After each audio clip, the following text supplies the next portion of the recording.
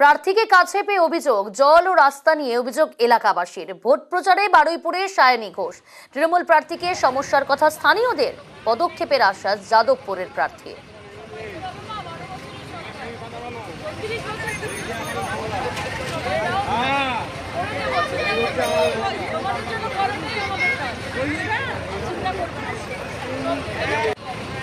যে পানির পথ, পানি আমাদের কল দেয়নি, সবাই দুটো করে নেছে, একটা করে নেছে। ওই বাকুল ভোট সকলের আছে, আর আমরা কজনের কল দেয়নি কেন, কি জন্য দেয়নি? আমরা কি মমতার ভোট দিই না নাকি? ওনার বলেছি আমি আমাদের রাস্তাটা বার হওয়া যায় না, বর্ষাকালে রাস্তাটা হয় না, তা বলে একটু সময় দাও, সব হবে। আশ্বাস দিয়েছে।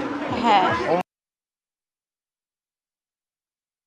প্রবলেম হলে প্রবলেম বলবে না।